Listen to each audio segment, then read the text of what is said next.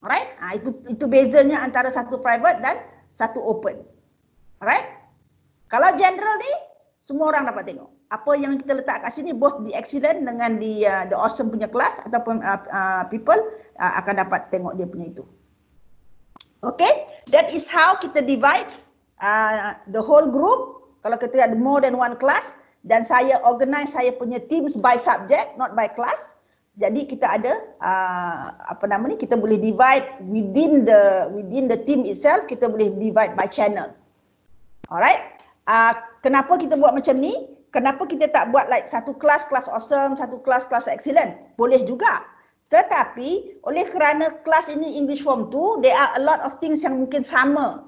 Similar worksheet, similar assignment. Kalau kita buat dua kelas, kita akan kena assign dua kali.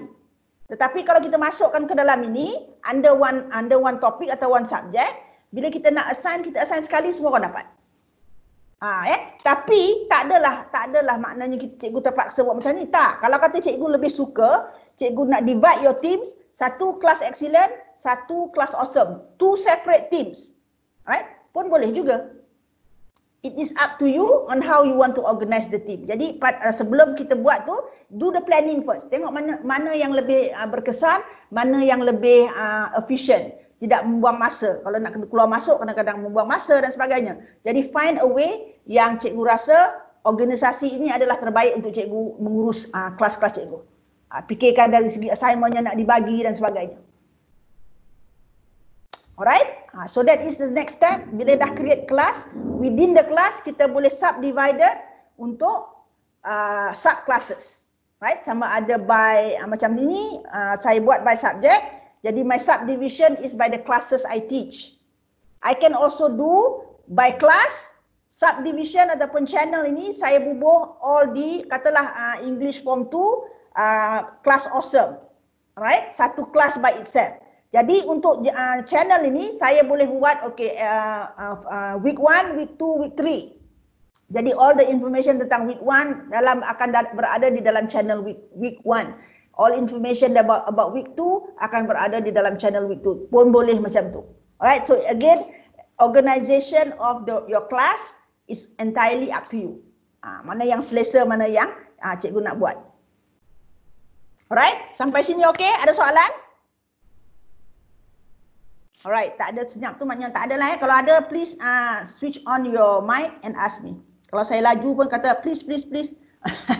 Alright, sebab kadang-kadang dah buat banyak benda ni dah. I think the last dua fasa MCO ni saya dah ulang tim ni, saya rasa mau 12 kali dah. Jadi kadang-kadang terlupa. Jadi pergi laju sikit. Okay?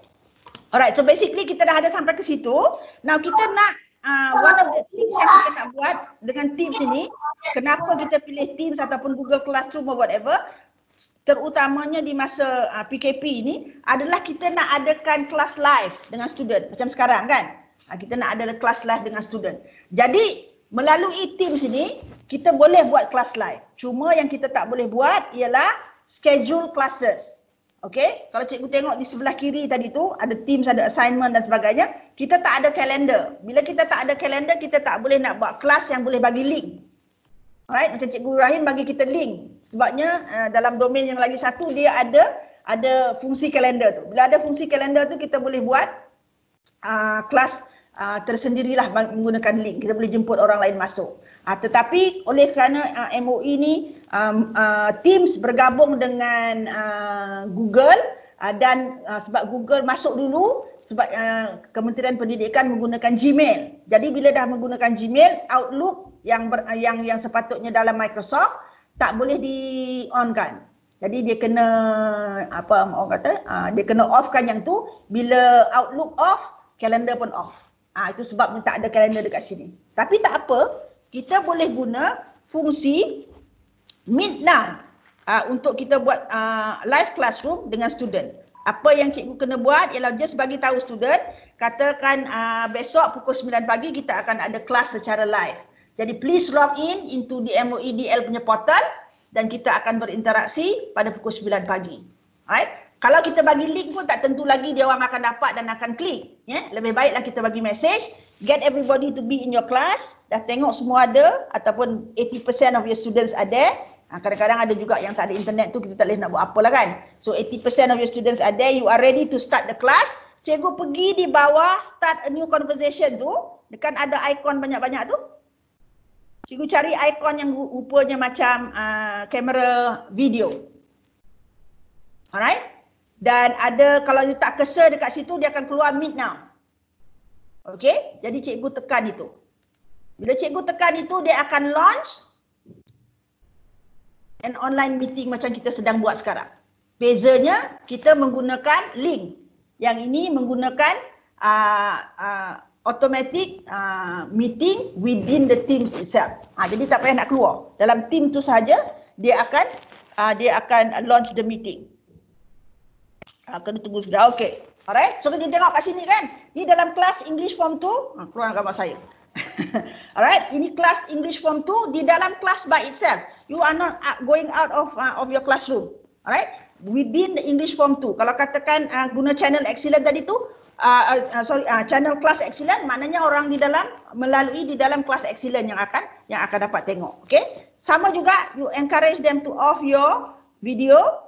Dan bila tekan meet now ni, everybody will come in lah. Cikgu boleh letak subjek pun atas ni. Katalah hari ni kita nak bincang tentang essay. Essay writing. Alright? So itu topik kita hari ni. Jadi bila kita tekan meet now ni, dia akan jadi macam kita sedang buat ni. Saya tak nak tekan sebab nanti dia konflik. Sebabnya saya memang dah on meeting kan. Tapi itu caranya, macam mana kita nak buat live class dengan student melalui Teams. Cikgu tak payah keluar log out pergi buka aplikasi lain semua tak payah. Dalam ini sahaja, once you dah tengok okay all your team members are in there, dah check members semua tadi dah ada ataupun majority dah ada, you can just click that little button yang nak gambar kamera tu. Then it will launch this meeting. Doktor. Ya saya. Ya, kan sebelah bawah kanan tu ada schedule a meeting. Kita boleh guna tak features tu? Tak, rasanya tak boleh sebab you tak ada kalender. Dia tak akan kick off the calendar. Oh, okay. Thank you. Right? Kalau ada selalunya kalender tu dekat tepi sebelah kiri. Kalau itu boleh dia apa? Dia sebab kalender tu tak ada, dia tak akan launch the calendar lah. Jadi you won't be able to schedule the meeting. Alright, scheduling meeting ni lebih kepada macam kita management lah ataupun antara guru-guru. Kan senang, you just click the link, you boleh masuk kan. Tapi kalau satu aja antara cikgu yang ada account, yang ada kalender, seorang tu je lah yang buat initiate the meeting, yang lain boleh join. Tak perlu ada everybody ada yang ada kalender tu. Alright, tapi Cikgu Rahim kata you all ada your own domain. Kalau you ada your own domain pun yang nak akan organize meeting saja guna domain you. Alright, yang lain boleh masuk, masih lagi boleh masuk melalui MOEDL ni.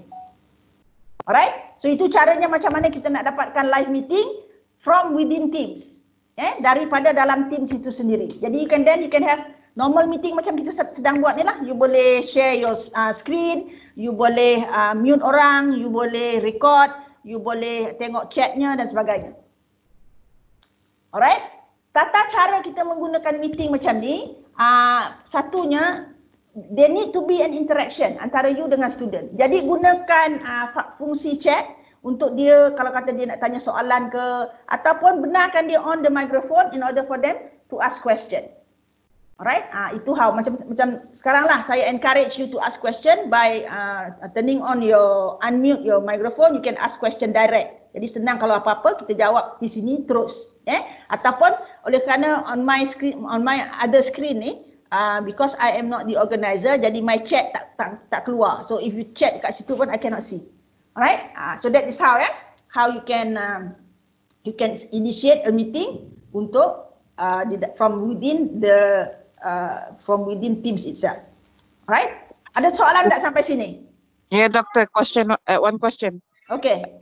Boleh tak a student on dia punya video? Boleh. Oh, thank you. Okay. Kalau you nak suruh student to initiate the meeting pun boleh. Dia pun ada benda yang sama kan. You pun ada kat depan tu benda yang sama. That means dia juga boleh klik meet now punya icon ni and the person can also launch a meeting. sebabnya anything that is inside MOE punya portal can be accessed by both students and teachers. Jadi katakanlah